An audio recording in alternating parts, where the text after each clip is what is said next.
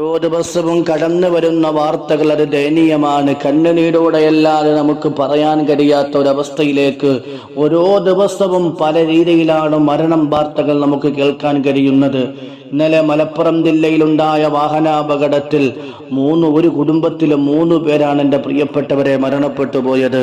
പ്രിയപ്പെട്ട വാപ്പയും പ്രിയപ്പെട്ട ഉമ്മയും ആ പ്രിയപ്പെട്ട 15 വയസ്സുകാരിയായ മകളും 3 പേരും ഇന്ന് വെള്ളത്തുണിയിൽ പുരഞ്ഞിട്ട് 6 അടി മണ്ണിന്റെ അകത്തേക്ക് കടന്നു പോവുകയാണ്. പ്രിയപ്പെട്ടവരെ, വല്ലാത്ത കണ്ടു നിൽക്കുന്നവർക്ക് സഹിക്കാൻ കഴിയാത്ത വല്ലാത്ത വേദനാജനകമായ ഒരു മരണവാർത്തയാണ്. അല്ലാഹു റബ്ബ് സുബ്ഹാനഹു വ തആല ആ മരണപ്പെട്ടു പോയവർക്ക് മഗ്ഫിറത്തും റഹ്മത്തും നൽകി അനുഗ്രഹിക്കുമാറാകട്ടെ. സഹോദര, മരണം അങ്ങനെയാണ്.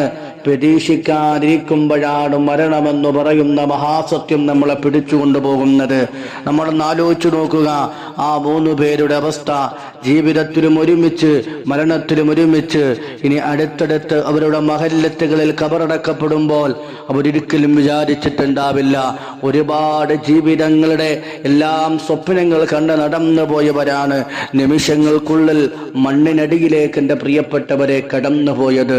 വല്ലാതെ ആ നാടുപോലും വല്ലാതെ ഞെട്ടലോടെയാണ് കേൾക്കാൻ കഴിഞ്ഞത് എൻ്റെ പ്രിയപ്പെട്ട സഹോദരങ്ങൾ. അതുകൊണ്ട് അപകടമെന്ന് പറയുന്നത് ഇന്ന് സർവ്വസാധാരണമായി മാറിക്കൊണ്ടിരിക്കുകയാണ്. ഒരുപാട് ചെറുപ്പക്കാർ, ഒരുപാട് സഹോദരങ്ങളുടെ ജീവനുകളാണ് ഇതുപോലെ വഴിമധ്യയിൽ പൊരിഞ്ഞു പോകുന്നത്.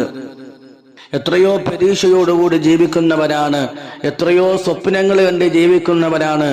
എല്ലാം ഒരൊറ്റ നിമിഷത്തേക്ക് കൊണ്ട് തകർന്നു പോകുകയാണ്. അല്ലാഹു തആല നമ്മളെയൊക്കെ അപകട മരണങ്ങളെ തൊട്ട് കാത്തുരക്ഷിക്കുമാറാകട്ടെ.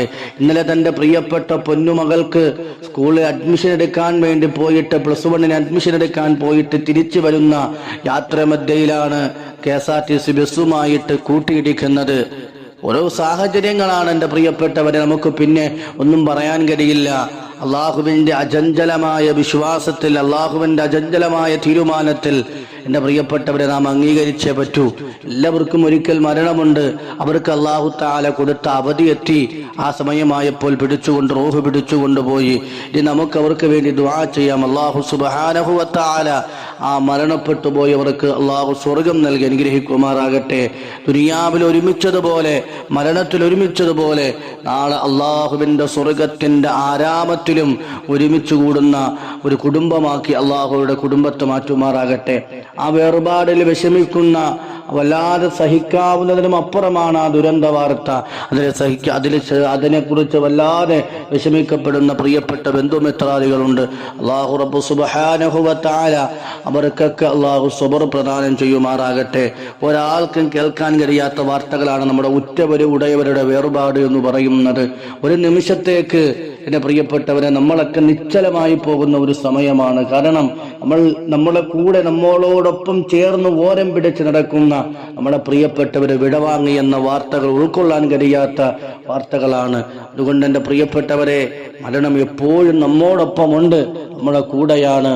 നമ്മുടെ കാലിൽ കിടക്കുന്ന ചെരുപ്പിന്റെ വാറിനേക്കാൾ മരണം നമ്മളുമായി അടുത്തിട്ടുണ്ട് എന്ന് മഹാനായ റസൂലുള്ളാഹി സ്വല്ലല്ലാഹു അലൈഹി വസല്ലമ തങ്ങൾ പറഞ്ഞത് എൻ്റെ പ്രിയപ്പെട്ടവരെ നാം ഓർക്കുക.